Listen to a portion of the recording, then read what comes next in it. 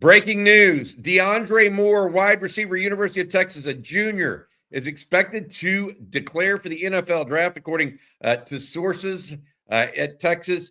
Moore, a 2-year starter for the Longhorns, first with Quinn Ewers as his quarterback, then with Arch Manning this past year, a young man that was one of the first to always get to practice and always one of the last to leave. Jerry, this is starting to be a theme here of sorts in the last 24 hours.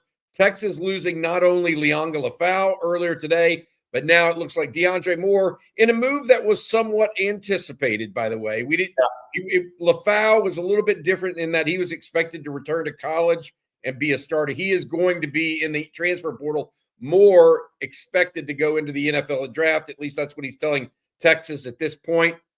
Your thoughts on the latest news and notes here for the Longhorns? Well, DeAndre Moore, look, I'm a big fan of his because, again, he kind of took what Jordan Whittington did at Texas and ran with it from a leadership standpoint. I thought he was a guy. Was he a perfect player? No, who is? But you never question how hard he was playing at Texas and if he was giving it his all, right? And that he was trying to step up into a leadership role in the wide receiver room. He had some big moments at Texas. Last year's first year starting, and then this year. And he's a guy that was really good, sneaky with his speed because he was such a smooth route runner without having elite speed, but it made him sneaky with his speed and his ability to get behind people and make plays. But really, I think with DeAndre Moore is it was taking the reins from Jordan Whittington and running with it. And I thought that was underrated. That he took on that leadership role in the wide receiver room when I think Texas needed somebody to take that on. And I mean, I thought he did a really good job of that, and we wish him the best with his future endeavors. But I think he's got a chance to, if the NFL is actually where he ends up, I think he has a chance to stick in the NFL because of all the things that go around him as a wide receiver. One of the things that people are talking about are why he would choose to go to the NFL this year. It's expected to be a very light receiver draft, actually, which could help someone like a DeAndre Moore that might be a mid-round guy move up a little bit. I would also say this, he is going to opt out of the bowl game, but that's not so surprising. He has been out all week, the last week and a half now of bowl practice with a toe injury that's been lingering all season. So he's going to use that opportunity time to get healthy and get started on the NFL draft. Jerry, I was looking at his stats in preparation to go live on this video right now. He finished last year with just 38 catches for 532 yards. A year ago with Quinn Ewers, he had 39, but for 456. So one of the things he's done, as well as some other guys with the Longhorns, he's actually improved his yards per catch. So he's catching more downfield. Had 14 yards per catch with Arch Manning, 11.7 with Quinn Ewers. But so many of those touchdowns he caught in 2024 were on those double stalk block and go moves that he and Quinn Ewers had down. He had 7 TDs in 24, only 4 in 2025. I've got to ask you, what do you think of his true draft prospects? Do you really think he's a mid-round draft pick? Do you think he's a little earlier or a little later? I really think it's going to be depending on how he tests and interviews. And I think the testing is going to be big for him. If he snaps off a faster 40 than you would expect him to, then he could obviously, I think, move up. I think right now, Bobby, 4th, 5th round would be a guess. Without knowing everybody that's going in the draft. And so it gives him the ability to move up with testing numbers. And I thought higher going into the year, but the one thing he did this year that I think will hurt his draft stock is he had more drops this year. Yeah. He had some key drops. Now, Arch missed him on some throws where I think he'd had a chance to make big plays, and I think that affected his statistics. So I do think when the NFL reviews every target of his, they're going to say, ooh, this guy might could add 700 yards receiving if Arch had been putting it on him, especially early in the year. He missed the UTEP game as well, which is kind of a stat padding game for a wide receiver, even though I'm not sure Arch could have got the ball to those guys against UTEP. But I think he has, if he tests well and does well in the gauntlet drill, whether that's at the NFL Combine or whether that's in workouts, he has got to crush the testing portion and the gauntlet drills. I think he'll interview very well. I think he'll interview very well as well. Came to Texas, by the way, out of the state of California, played for St. John Bosco, Bellflower, California, Southern California Power, was originally committed to Louisville, backed out of that, and then was deciding, Jerry, between Texas and Georgia, chose Texas and Steve Sarkisian's offense.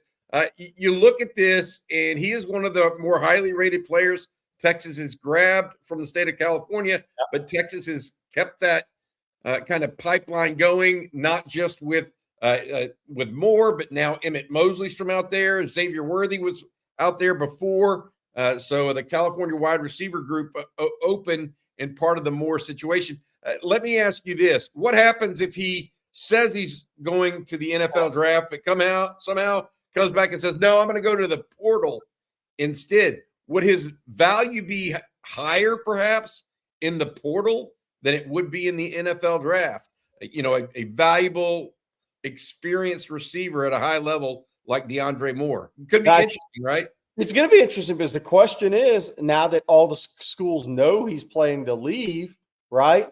Because we didn't know if he was going to go in the portal or go to the draft. We'd heard things. We've been hearing things for a while. CJ had put something on ontexasfootball.com on that recently, that he wasn't expected back, but we weren't sure what his move was going to be. The question I have is, can he get enough NFL feedback before the portal window opens? And then could he get an offer from somebody from an NIL perspective that gives him hesitation?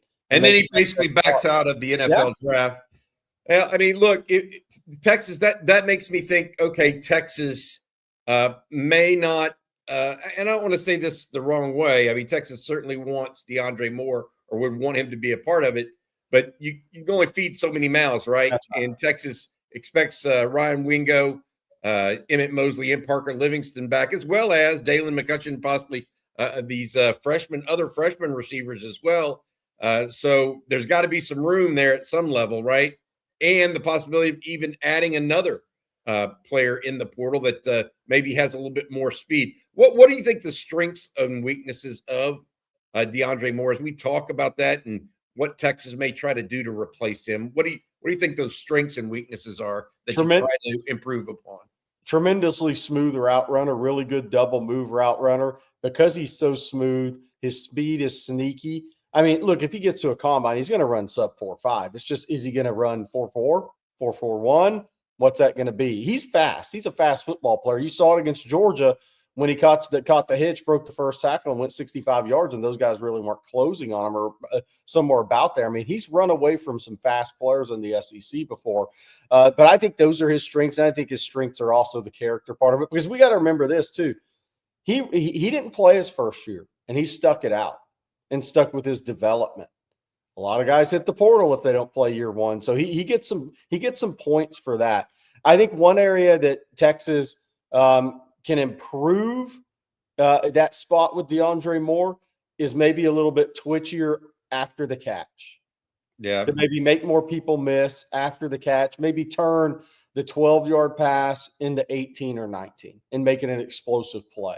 I think that's the one thing with DeAndre Moore that you said, okay, if we got player X and he was a little bit twitchier laterally after the catch, then I think that's an area you could improve upon DeAndre Moore. But I will say this, whoever they get in the portal, if they get somebody in the portal, you're not going to replace how hard the kid worked and how he tried to lead. That somebody else is going to have to take those reins already in the program. Absolutely. All right. This episode brought to you by our friends over at Vaughn Lane. Please, this holiday season, think about using Vaughn Lane as your service. If you're traveling between major Texas cities, that's Vaughn Lane. Use the promo code OTF25 for $25 or for $20 off your first trip with Vaughn Lane. That is vaughnlane.com. Stay out of those TSA lines and stay stress-free. All right, Jerry, we're going to try to stay stress-free. Now, we know that DeAndre Moore expected to enter the NFL draft. Lianga Lafau earlier today saying he is going into the portal. It looks like, and I can put this news out there now, it sounds like BYU, a very real possibility for his destination. All right, for Gerry Hamilton, I'm Bobby Burton. This has been On Texas Football. Hook 'em.